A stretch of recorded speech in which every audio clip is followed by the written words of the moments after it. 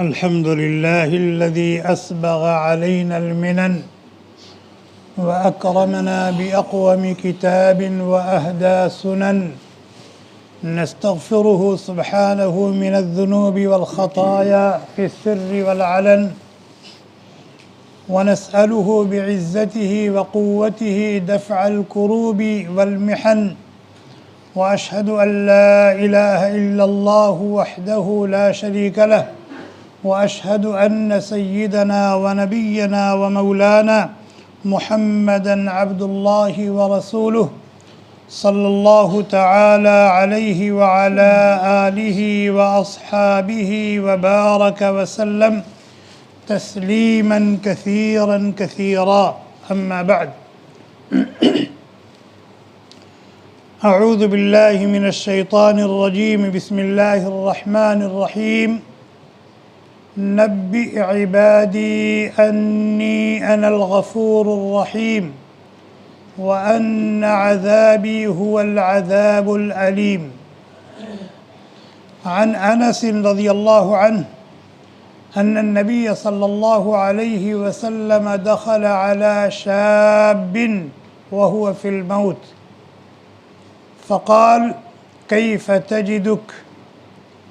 قال: أرجو الله يا رسول الله وأخاف ذنوبي.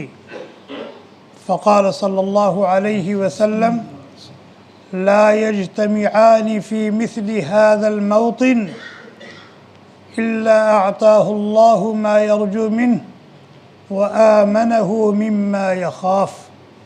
رواه الترمذي. وعن أنس رضي الله عنه أيضا عن النبي صلى الله عليه وسلم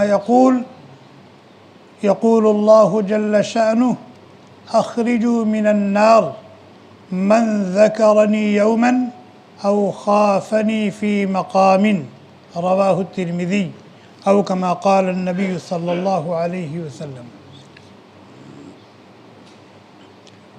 زندگی کے ہر موڑ اور ہر قدم پر، ہر لمحہ اور ہر گھڑی اللہ کی رحمت کا امیدوار ہونا، اللہ کی رحمت کا امیدوار رہنا، حالات کتنے بھی خراب کیوں نہ ہوں، کبھی کسی بھی موڑ پر اللہ کی رحمت سے مایوس مت ہونا۔ اسی طرح اپنے گناہوں سے، اپنی نالائقیوں سے، اپنے خطاؤں سے، اپنے قصوروں سے ڈرتے رہنا۔ زندگی کے کسی بھی موڑ پر، کسی بھی وقت، حالات کتنے اچھے کیوں نہ ہوں، اللہ کی گرفت سے، اللہ کی پکڑ سے، اللہ کے مواخذے سے اپنے آپ کو محفوظ مت سمجھنا، بے خوف مت ہونا۔ یہی کمال عبدیت اور شان بندگی ہے، اور یہی نجات کی کنجی ہے کہ کبھی کسی بھی حال میں اللہ کی رحمت سے مایوس مت ہونا، ہر وقت اور ہر گھڑی اللہ کی رحمت کا امیدوار رہنا، کبھی کسی بھی حال میں اللہ کی گرفت سے بے خوف نہ ہونا، ہر وقت اللہ سے ڈرتے رہنا، ہر وقت اللہ سے ڈرتے رہنا۔ یہی کمال عبدیت ہے، یہی نجات کی کنجی ہے۔ ابھی جو آیت کریمہ پڑھی ہے، اللہ تعالیٰ نے اس آیت مبارکہ میں اپنے بندوں اور اپنی بندیوں کو یہی سبق پڑھایا ہے۔ اپنے نبی سے کہتے ہیں: نبئ عبادی انی انا الغفور الرحیم۔ میرے بندوں کو بتا دیجئے، میری بندیوں کو بتا دیجئے کہ میں غفور الرحیم ہوں، یعنی کثیر المغفرت اور کثیر الرحمت ہوں۔ کثیر المغفرت کا مطلب یہ کہ بہت زیادہ معاف کرنے والا۔ معاف کرنا میرا کام ہی ہے۔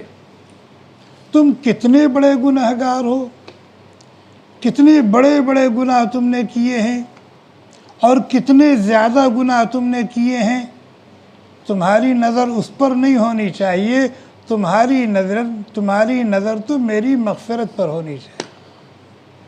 اس پر ہونی چاہیے کہ میں غفار ہوں، اس پر ہونی چاہیے کہ میں غفور ہوں، اور سچے دل سے کہہ دو کہ اے اللہ مجھے معاف کر دیجئے، تو تمہارے گناہ کتنے بڑے بڑے کیوں نہ ہوں اور کتنے زیادہ کیوں نہ ہوں، میں معاف کر دوں گا، مجھے پرواہ بھی نہیں ہوگی کہ تم نے کیا کیا تھا۔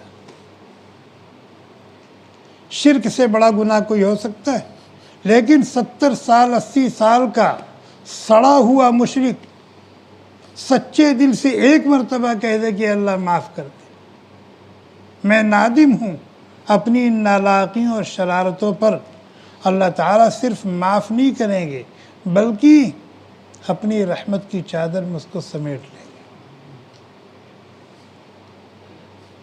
اور فرمایا کہ میں جب بندہ معافی مانگتا ہے تو میں صرف اس کو معاف نہیں کرتا بلکہ اپنی رحمت سے، اپنی محبت سے، اپنے پیار سے، اپنی رضا سے اور اپنے دیدار سے اس کو نوازتا بھی ہوں۔ نبی عبادی انی انا الغفور الرحیم۔ اللہ کی رحمت سے تو وہ مایوس ہوتا ہے جو اللہ کو جانتا نہیں، جو اللہ کو پہچانتا نہیں، جو اللہ کو مانتا نہیں۔ اللہ تعالیٰ تو اپنے بندوں سے کہتے ہیں لا تیأسوا من روح اللہ، لا تیأسوا من روح اللہ، لا تیأسوا من روح اللہ، اللہ کی رحمت سے مایوس مت ہو۔ حالات چاہے جیسے ہوں اور بد سے بدتر ہوں، کتنے ہی خراب کیوں نہ ہوں، اللہ کی رحمت سے مایوس مت ہو۔ انہ لا ییأس من روح اللہ الا القوم الکافرون۔ اللہ کی رحمت سے تو وہ مایوس ہوتے ہیں جن کا اللہ سے کوئی تعلق نہیں، جن کو اللہ کی معرفت حاصل نہیں، جو اللہ کو پہچانتے نہیں، جو اللہ کو مانتے نہیں۔ لا تیأسوا من روح اللہ انہ لا ییأس من روح اللہ الا القوم الکافرون۔ اسی لیے کہا کہ ہر وقت اور ہر گھڑی اللہ کی رحمت کا امیدوار رہنا، اللہ کی رحمت سے پر امید رہنا، یہ شان بندگی۔ دوسری بات اسی آیت میں فرمائی کہ اللہ تبارک و تعالیٰ کے غفور الرحیم ہونے پر کی وجہ سے، اللہ تعالیٰ کی غفور الرحیم ہونے کی وجہ سے تم غرور میں بھی مت آ جانا، دھوکے میں بھی مت آ جانا کہ اس کی پکڑ سے، اس کی گرفت سے بے خوف ہو جاؤ اور اپنی من مانی جیسے چاہو زندگی گزارو۔ نہیں، جہاں یہ ہے کہ اللہ غفور الرحیم ہے، وہیں یہ سبق بھی یاد رکھنا کہ ان کی گرفت بڑی سخت ہے، ان کا عذاب بڑا دردناک ہے، اور اللہ تبارک و تعالیٰ کی گرفت اور اس کے عذاب سے نڈر، جری اور بے خوف کون ہوتا ہے؟ یہ بھی کافر ہوتا ہے جو اللہ کو مانتا نہیں، اللہ کو جانتا نہیں، اللہ کو پہچانتا نہیں۔ افامن الذین مکروا السیئات ان یخسف اللہ بہم الارض افامنوا مکر اللہ فلا یأمن مکر اللہ الا القوم الخاسرون۔ کیا یہ بدبخت اللہ کی گرفت سے، اس کے پکڑ سے بے خوف ہو گئے، بالکل جری اور نڈر ہو گئے؟ انہیں اس بات کا اندیشہ اور ڈر نہیں کہ اللہ تعالیٰ پکڑ لیں گے، اللہ تعالیٰ زمین میں دھسا دیں گے، اللہ تعالیٰ اوپر سے کوئی عذاب بھیج دیں گے؟ تو یہ کام بھی کس کا ہے؟ کافر اور مشرک۔ اللہ کی رحمت سے مایوس ہونا کفر ہے اور یہ کافروں کا کام ہے، اور اللہ تعالیٰ کی گرفت، اس کے مواخذے سے بے خوف ہو جانا، یہ بھی کفر ہے اور یہ بھی کافروں کا کام ہے۔ مومن کا کام کیا ہے؟ مومن کا کام ہے ہر وقت اللہ تبارک و تعالیٰ سے لو لگائے رہنا، اس کی رحمت کا امیدوار رہنا، اور اپنی گناہوں سے ڈرتے رہنا، اور اللہ تبارک و تعالیٰ کی پکڑ اور گرفت سے کبھی بے خوف نہ ہونا، نڈر اور جری ہو کر کے کوئی گناہ نہ کرنا۔ نبی عبادی انی انا الغفور الرحیم۔ یہ تو میں نے ایک آیت بتائی جس میں ایک ساتھ اللہ تعالیٰ نے اپنے بندوں اور اپنی بندیوں کو یہ دونوں سبق سکھا دیا ہے کہ نجات کی کنجی کیا ہے؟ اللہ کی رحمت کا امیدوار رہنا اور اپنی نالائقیوں اور اپنے گناہوں سے ڈرتے رہنا۔ اور اسی مضمون کو اللہ تعالیٰ نے قرآن کریم میں بہت ساری جگہوں پر بیان کیا۔ ابھی میں نے آپ کو ایک حدیث سنائی ترمذی شریف کی، حضرت انس رضی اللہ تعالی عنہ راوی ہیں، وہ کہتے ہیں کہ ایک نوجوان صحابی بیمار تھے، نبی اکرم صلی اللہ علیہ وسلم ان کی عیادت کے لیے تشریف لے گئے۔ دو بات معلوم ہوئی، ایک بات تو یہ معلوم ہوئی کہ جب اللہ کا کوئی بندہ بیمار ہو تو اس کی عیادت کے لیے جانا چاہیے، اس کے حال احوال لینا چاہیے، اس کی مزاج پرسی کرنی چاہیے، اس کو تسلی دینا چاہیے۔ یہ بھی عبادت ہے اور پیارے نبی صلی اللہ علیہ وسلم کی سنت ہے۔ ہم لوگ کس کی عیادت کے لیے جاتے ہیں؟ جو اپنا بہت خاص اور قریبی ہو اور وہ ہماری عیادت کے لیے آتا بھی ہو، تب ہم اس کی عیادت کے لیے جائیں گے۔ یہی ہے نا؟ اگر بہت قریبی اور خاص بیمار پڑا ہے لیکن ہم بیمار تھے تو ہماری عیادت کے لیے نہیں آیا تھا تو ہم نہیں جائیں گے۔ کیوں؟ ہماری عیادت کے لیے نہیں آیا تھا، ہم کیوں جائیں گے؟ اور دوسری بات اس سے یہ معلوم ہوئی کہ آدمی کتنا بڑا کیوں نہ ہو، دینی اعتبار سے دنیاوی اعتبار سے اس کو بھی عبادت کرنا چاہیے۔ نبی علیہ السلام امام الانبیاء ہیں، رحمت للعالمین ہیں، خاتم النبیین ہیں، شفیع المذنبین ہیں، بہت بڑے ہیں، لیکن اپنے ایک شاگرد کی عیادت کے لیے جا رہے ہیں۔ بھئی صحابی، نوجوان صحابی نبی کے شاگرد ہی تو تھے، نبی کے فیض یافتہ ہی تھے، نبی کے مقابلے میں ان کی کیا حیثیت تھی، لیکن نبی علیہ السلام اپنے صحابہ کو لے کر ان کی عیادت کے لیے گئے۔ یہ ہم لوگوں کے لیے بہت بڑا سبق۔ نبی علیہ السلام اس نوجوان صحابی کی عیادت کے لیے گئے تو ان کا بالکل آخری وقت تھا، یعنی موت کے آثار نظر آ رہے تھے، مایوسی کی کیفیت ہو چکی تھی کہ اب یہ بچیں گے نہیں۔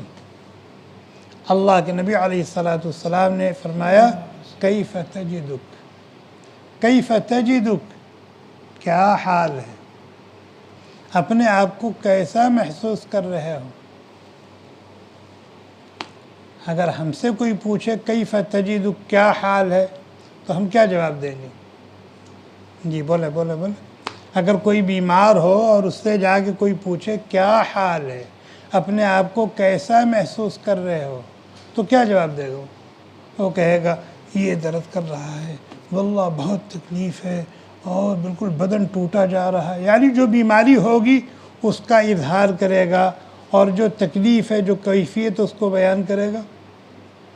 اللہ کے نبی علیہ السلام نے اس نوجوان صحابی سے جو نبی کا تربیت یافتہ تھا، نبی کا فیض یافتہ تھا، اور جو اس وقت من وجہن اس دنیا میں تھا اور من وجہن اس دنیا میں تھا، اللہ کے نبی نے پوچھا کیف تجدک۔ نبی کے اس پوچھنے پر ان کا دل کتنا بڑا ہوا ہوگا، کتنا بڑا آدمی میری خیریت پوچھ رہا ہے، مجھے دیکھنے آ گیا، میری مزاج پرسی کرنے آ گیا، اور تو نبی کو دیکھ کر کے ہی اچھے ہو گئے ہوں گے۔ انہوں نے کہا ارجو اللہ یا رسول اللہ واخاف ذنوبی، اے اللہ کے رسول صلی اللہ علیہ وسلم، اللہ کی رحمت کا امیدوار ہوں کہ اللہ رحمان ہے، رحیم ہے، مجھے معاف کر دیں گے۔ ساتھ ساتھ اپنی گناہوں سے ڈر بھی لگتا ہے، ساتھ ساتھ اپنی گناہوں کا ڈر بھی لگتا ہے کہ کہیں اللہ تعالیٰ پوچھ نہ لیں، کہیں اللہ تعالیٰ گرفت نہ فرما لیں، کہیں اللہ تعالیٰ پکڑ نہ لیں۔ تو اس وقت دونوں کیفیت ہے، اس وقت میرے اوپر دونوں کیفیت ہے، اللہ کی رحمت کا امیدوار بھی ہوں اور اپنی گناہوں سے ڈرتا بھی ہوں۔ اللہ کے نبی علیہ السلام نے فرمایا ایسی نازک گھڑی میں، نازک ہی گھڑی ہے نا، یہ نازک ہی گھڑی ہے نا، ایک قدم اس دنیا میں ہے، ایک قدم اس دنیا میں ہے۔ اللہ کے نبی علیہ السلام نے فرمایا کہ ایسی نازک گھڑی میں جس کے دل میں یہ دونوں کیفیتیں ہوں، اللہ تبارک و تعالی اس کو وہ عطا فرمائیں گے جس کا وہ امیدوار ہے، اور اس سے اس کو بچا لیں گے، پناہ دیں گے جس کا اس کو اندیشہ اور ڈر ہے۔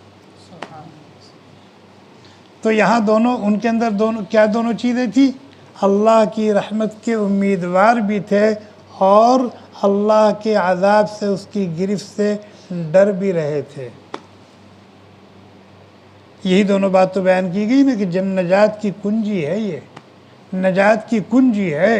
دونوں پلڑا برابر ہو رہنا چاہیے ہر وقت اور ہر گھڑی، انسان خوشی میں ہو یا غمی میں، فراخی اور کشادگی میں ہو یا فقر فاقہ اور تنگ دستی میں ہو، جوانی میں ہو یا بڑھاپے میں ہو، اللہ کی رحمت کی امید اور اللہ کے گرفت اور اس کے عذاب اور اس کی پکڑ کا ڈر، دونوں چیزیں ساتھ ساتھ ہونی چاہیے۔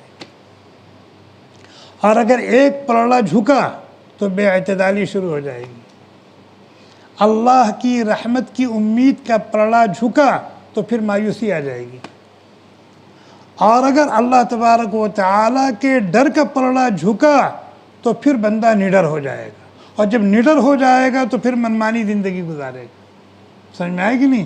اس لیے دونوں پلڑا یہ ایمان کے دو بازو، رجا اور خوف، رجا اور خوف یہ ایمان کے دو بازو ہیں۔ اگر ایک پرندہ ہو، اس کے دو بازو ہوں، ایک بازو ٹھیک ہو اور ایک بازو کمزور ہو، تو اڑ پائے گا؟ نہیں اڑ پائے گا نا۔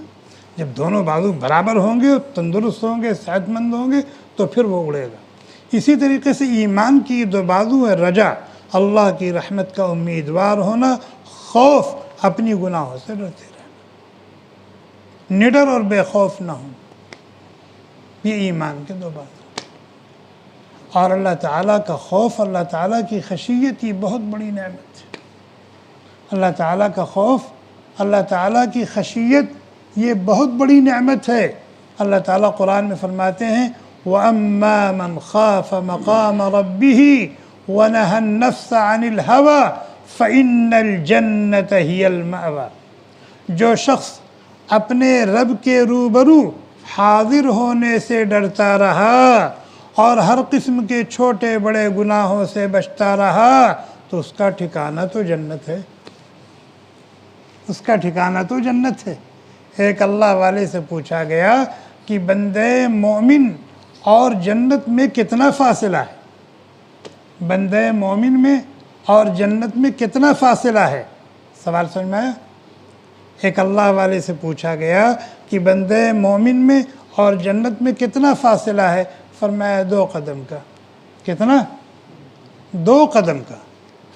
ایک قدم اپنے نفس کی گردن پر نفس کی ناجائز خواہشات اور تقاضوں پر رکھ دے، اس کا اگلا قدم جنت میں۔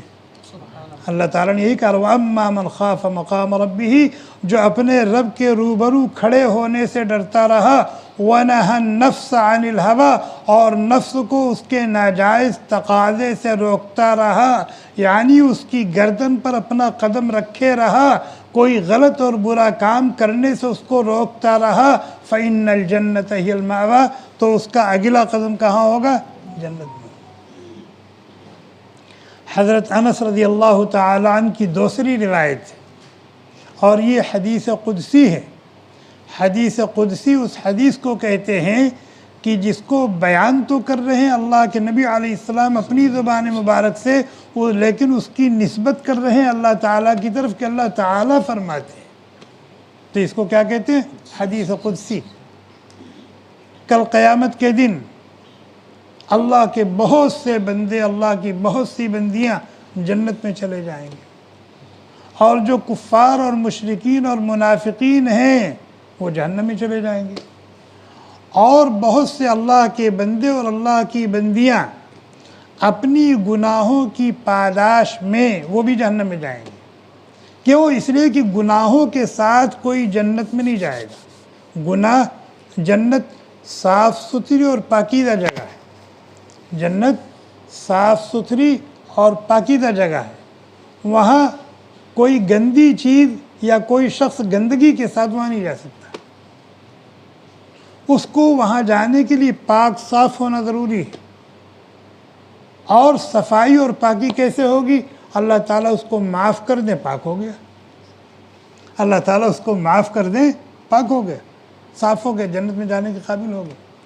یا اللہ تعالیٰ نے کسی حکمت اور مصلحت کی وجہ سے اس کو معاف نہیں کیا، اللہ تعالیٰ کی مشیت یہ ہوئی کہ اس کے گناہوں کو، اس کو جہنم میں بھیج کر کے اس کو پاک کیا جائے، تو مومن مرد ہو یا عورت وہ جہنم میں عذاب بھگتنے کے لیے نہیں جائیں گے، جنت کے قابل بننے کے لیے جائیں گے، جنت کے قابل بنائے جانے کے لیے جہنم میں بھیجے جائیں گے، تاکہ ان کی صفائی ستھرائی ہو جائے اور جو گندگی ہے گناہوں کی، اللہ تعالیٰ کی معصیت و نافرمانیوں کی، وہ دور ہو جائے پھر جنت میں۔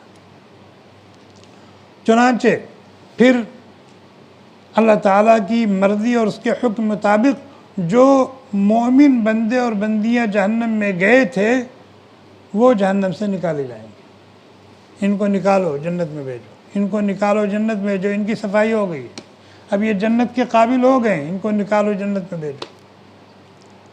ایک موقع پر اللہ تعالیٰ ان فرشتوں سے جو جہنم پر مقرر ہیں، جس کو داروغہ جہنم کہا جاتا ہے، مالک اس کا نام، جہنم کا جو داروغہ ہے اس کا ذمہ دار، مین پاور جس کے پاس ہے، اس کا نام کیا ہے؟ مالک۔ وَنَادَوْا يَا مَالِكُ لِيَقْضِ عَلَيْنَا رَبُّكَ، چنانچہ جہنمی جہنم میں جب جلیں گے، بھنیں گے، سانپ ان کو کاٹیں گے، بچھو ان کے ڈسیں گے، ان کے اوپر گرز برس رہا ہوگا، تو کہیں گے مالک اللہ سے دعا کرو ہمیں موت دے دے، کم از کم اس مصیبت سے نجات تو ہو جائے گی۔ اور جو جنت کا ذمہ دار ہے اس کا نام کیا ہے؟ اس کا نام رضوان۔ جو جنت کا وزیر ہے، جنت کا ذمہ دار ہے، اس کے ماتحت اور بھی فرشتے ہیں، لیکن بڑا یہ ہے، اس کا نام کیا ہے؟ رضوان۔ تو جو فرشتے جہنم پر مقرر ہوں گے، اللہ تعالیٰ ان سے کہیں گے اخرجوا من النار، اخرجوا من النار من ذکرنی یوما، اب جہنم سے میرے ان بندوں اور ان بندیوں کو بھی نکال لو جنہوں نے زندگی کے کسی بھی موڑ پر کبھی بھی مجھے یاد کیا ہو۔ شرط یہ ہے کہ شرک نہ ہو، کفر نہ ہو، یعنی ایمان اتنا کمزور ہے، اعمال تو کچھ ہے ہی نہیں، ایمان بھی اتنا کمزور ہے، اتنا کمزور ہے کہ 60 سالہ، 70 سالہ، 80 سالہ، 100 سالہ زندگی میں کبھی ایک مرتبہ بھی اس نے مجھ کو یاد کیا ہو تو اس کو بھی جہنم سے نکالو، جنت میں بھیجو۔ او خافنی فی مقام، یا زندگی کے کسی موڑ پر اس کے دل میں میرا ڈر پیدا ہوا ہو، اس کو بھی نکالو جنت میں۔ یہ حدیث میں نے کیوں سنائی؟ یہ حدیث اس لیے سنائی کہ اللہ کی خشیت اور اللہ کا خوف یہ بھی اتنی بڑی نعمت ہے کہ اگر کسی موقع پر ایک مرتبہ بھی یہ کیفیت دل کے اندر پیدا ہو گئی ہے تو وہ بھی نجات کا ذریعہ بن جائے گی۔ ایک اور حدیث ہے، اللہ کے نبی علیہ السلام نے فرمایا کہ جب کوئی بندہ اپنے گناہوں کو سوچتا ہے، پھر اللہ کی عظمت کو دیکھتا ہے، پھر خشیت خداوندی کی وجہ سے آنکھوں میں آنسو آ جاتے ہیں یا بدن میں جھرجھری آ جاتی ہے، بدن میں جھرجھری آ جاتی ہے، رونگٹے کھڑے ہو جاتے ہیں۔ بھئی دنیا میں بھی کبھی آدمی اکیلے جا رہا ہو اور جگہ بالکل سنسان ہو تو کبھی ڈر کی کیفیت محسوس ہوتی ہے تو بدن کے بال اور رونگٹے کھڑے ہو جاتے کہ نہیں ہو جاتے، بدن میں جھرجھری آ جاتی کہ نہیں آ جاتی۔ تو یہ تو دنیا کی چیزوں کی وجہ سے بدن کی یہ کیفیت ہوئی، کبھی اگر اللہ کی عظمت کی وجہ سے، اللہ کے ڈر اور خوف کی وجہ سے یہ کیفیت بندے پر طاری ہو جائے تو اللہ کے نبی علیہ السلام نے فرمایا کہ اس بندے مومن کے گناہ اس طرح جھڑتے ہیں جیسے خزاں کے موسم میں تھوڑی سی ہوا چلی تو درخت کے سارے پتے جھڑ جاتے کہ نہیں جھڑ جاتے؟ جھڑ جاتے ہیں نا۔ آپ دیکھیں گے کہ خزاں کے موسم میں درخت ایسے نظر آتے ہیں کہ پورے درخت پر ایک پتی بھی نہیں ہوتی۔ ایسا ہوتا ہے کہ نہیں ہوتا ہے؟ ایک پتی بھی نہیں ہوتی، تھوڑا سا بھی ہوا چلی تو تر تر تر تر پتے گرنا شروع ہو جاتے ہیں۔ تو اللہ کے نبی علیہ السلام نے فرمایا کہ جب کبھی کسی بندے مومن کے دل پر اللہ کی خشیت کا غلبہ ہوتا ہے، اللہ کا ڈر اور خوف اس پر طاری ہوتا ہے، اور بدن پر کپ کپی آ جاتی ہے، رونگٹے کھڑے ہو جاتے ہیں، تو اس مبارک ترین کیفیت کی برکت سے اس کے گناہ معاف کر دیے جاتے ہیں۔ ایک واقعہ سنا کے ختم کرتا ہوں۔ بخاری و مسلم کی روایت ہے، حضرت ابو ہریرہ رضی اللہ تعالی عنہ راوی ہیں، وہ کہتے ہیں کہ پہلی امتوں میں ایک شخص تھا، مومن تھا، شرک نہیں کرتا تھا، کفر نہیں کرتا تھا، ایمان والا تھا، لیکن اس کی زندگی اعمال صالحہ سے بالکل خالی تھی۔ اس کی زندگی اعمال صالحہ سے بالکل خالی تھی، منمانی زندگی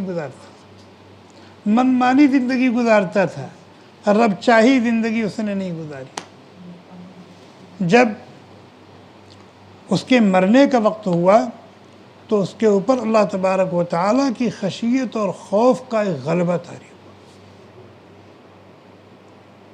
پیچھے مڑ کے دیکھ رہا ہے تو اس کی زندگی بالکل غفلت اور لاپرواہی میں گزری، معصیت اور نافرمانی میں گزری، اور آگے دیکھ رہا ہے کہ اب جہاں جا رہا ہوں وہاں کا نظام بڑا عجیب ہے، جس کے پاس جا رہا ہوں وہ ذات بڑی عظیم ہے، اس کی گرفت، اس کا مواخذہ، اس کی پکڑ بہت سخت ہے۔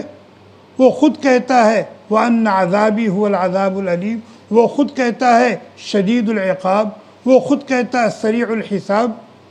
تو یہ سب سے پیچھے اپنے گناہ دیکھ رہا ہے، اپنی غفلت اور لاپرواہی کی زندگی دیکھ رہا ہے، اور پھر آگے کی جو منازل ہیں ان کو دیکھ رہا ہے، تو عجیب اس کے اوپر خوف کی کیفیت طاری ہو۔ اس نے اپنے بچوں کو بلایا اور وصیت کی، کہا دیکھو جب میں مر جاؤں تو میرے وجود کو جلا دینا، میرے وجود کو جلا دینا، اور جلا کر کے بالکل راکھ بنا دینا، اور آدھی راکھ کو ادھر ادھر بکھیر دینا، اڑا دینا، اور آدھی راکھ کو سمندر میں بہا دینا، تاکہ میرا نام و نشان بھی نہ رہے۔ کیوں ایسا کر رہے بھائی؟ کیوں ایسا کر رہے ہو؟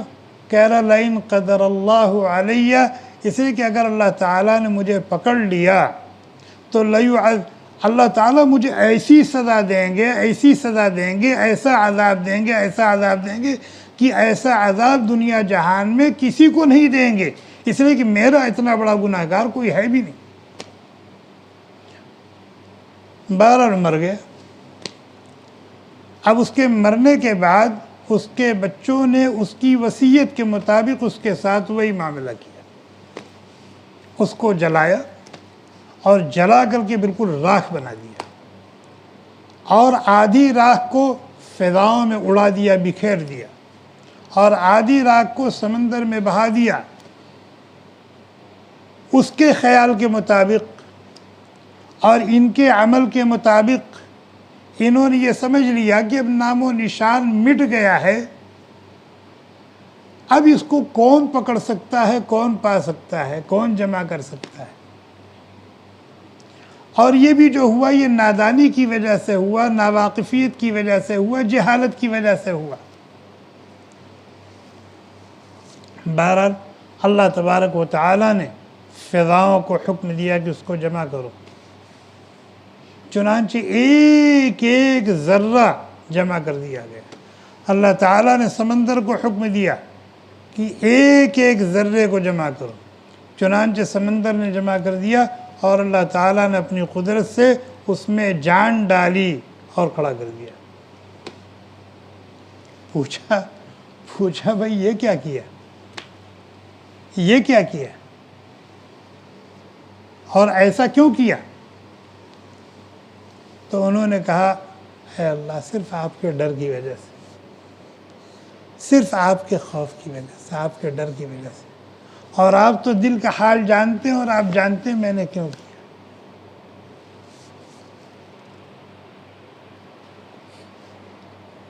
اللہ کے نبی علیہ السلام نے فرمایا کہ اس خوف اور ڈر کی برکت سے اللہ تعالیٰ اس کو معاف کر دے،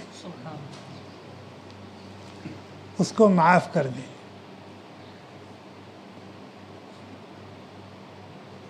اور جب اتنا سارا معاف کر دیا تو یہ جو جملہ کہا تھا کہ اگر اللہ تعالیٰ کے ہاتھ لگ گیا میں بہت بڑا عذاب دیں گے، یہ بھی تو کفریہ جملہ ہے، یہ بھی تو کفریہ جملہ ہے نا۔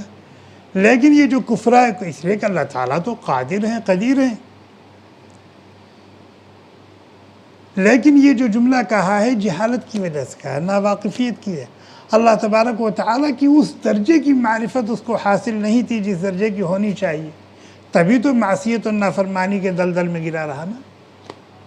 تو یہ واقعہ میں نے کیوں سنایا کہ اللہ کا خوف اور اللہ کی خشیت بہت بڑی نعمت ہے، بہت بڑی نعمت۔ اسی طریقے سے اللہ تبارک و تعالیٰ کی رحمت کا امیدوار رہنا، حالات چاہے جیسے ہوں۔ اس کی مثال آپ کے سامنے اہل غزہ کی ہے۔ اس وقت ان کے حالات جس طرح کے ہیں، اس طرح کے حالات تاریخ انسانیت میں پہلے کبھی نہیں تھے، کسی کے ساتھ نہیں پیش آئے۔ اہل غزہ کے ساتھ جو حالات پیش آئے ہیں اور آ رہے ہیں، اور جس نازک مرحلے سے یہ گزر رہے ہیں، اتنی بڑی تعداد، اتنی لمبی مدت سے اس طرح کے حالات میں ہو، تاریخ میں نہیں ملتا، تاریخ میں نہیں ملتا۔ لیکن آج بھی وہ اللہ کی رحمت سے مایوس نہیں، آج بھی وہ اللہ کی رحمت سے مایوس نہیں۔ چنانچہ بھوکے ہیں، پیاسے ہیں، نہ گھر ہے، نہ در ہے، نہ دوا ہے، نہ غذا ہے، بھوک سے بچے اپنی ماؤں کی گود میں دم توڑ لیں۔ بچے اپنی ماؤں کی گود میں بھوک اور پیاس کی وجہ سے دم توڑ لیں۔ بتائیں ماں کیسے برداشت کر رہی ہے، لیکن زبان پر کیا ہے؟ الحمدللہ، الحمدللہ، الحمدللہ۔ اور دشمن کے سامنے سر نہیں جھکا رہے، اپنے دین و ایمان کا سودا کرنے کے لیے تیار نہیں، اپنے نظریے سے اور اپنی فکر سے 1 انچ پیچھے ہٹنے کے لیے تیار نہیں۔ یہ وہاں کے ذمہ داران کی بات نہیں ہو رہی، وہاں کی عوام کی بات ہو رہی جن کا جنگ سے کوئی تعلق نہیں۔ وہاں کی عوام کی بات ہو رہی ہے، بچوں کی، عورتوں کی، بوڑھوں کی، بیماروں کی، زخمیوں کی، لاچاروں اور مجبوروں کی، جن کا جنگ سے کوئی تعلق نہیں ہے، ان کی لو اللہ سے اس طرح لگی ہوئی کہ آج بھی وہ اللہ کی رحمت سے مایوس نہیں۔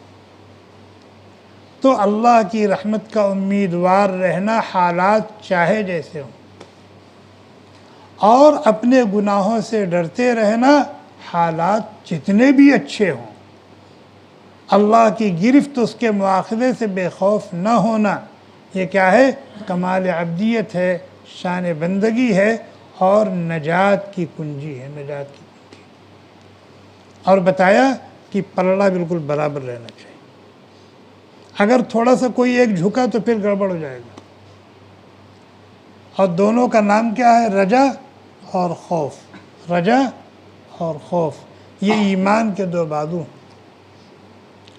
آج اگر کسی کی زندگی پاکیزہ ہے، صاف ستھری ہے، اور رب چاہی زندگی گزار رہا ہے، تو یہ علامت اس بات کی ہے کہ یہ دونوں صفت اس کے اندر پائی جا رہی ہیں، دونوں صفت سے وہ متصف ہے۔ اور اگر کوئی نڈر بن کر زندگی گزار رہا ہے، اس کا مطلب وہ اللہ کے پکڑ سے بے خوف ہو گیا، اپنی گناہوں پر اس کی نظر نہیں ہے، یا اسی طریقے سے حالات خراب ہیں، مایوسی کی کیفیت اس کے اندر آ گئی، اس کا مطلب اس نے اللہ کے رحمان اور رحیم ہونے کی حقیقت کو سمجھا نہیں۔ اللہ تعالی ہمیں ان باتوں کی سمجھ عطا فرمائے، اللہ تعالی ہمیں ان باتوں کی سمجھ عطا فرمائے، اور ایمان کے یہ جو 2 بازو ہیں، ایمان کے جو 2 پر ہیں، رجا اور خوف، اللہ تبارک و تعالی ہمارے ایمان کے ان دونوں پروں کو سلامت رکھے اور ہمیں ان دونوں عظیم صفات کے ساتھ ہر وقت اور ہر گھڑی ہر جگہ اور ہر حال میں ان سے متصف رہنے کی توفیق عطا فرما۔ سبحانک اللہم بحمدک نشہد ان لا الہ الا انت نستغفرک ونتوب الیک۔ سبحان ربک رب العزة عما یصفون وسلام علی المرسلین والحمد للہ۔ Thanks for watching. Don't forget to like, comment, share and subscribe to Al Wahid channel.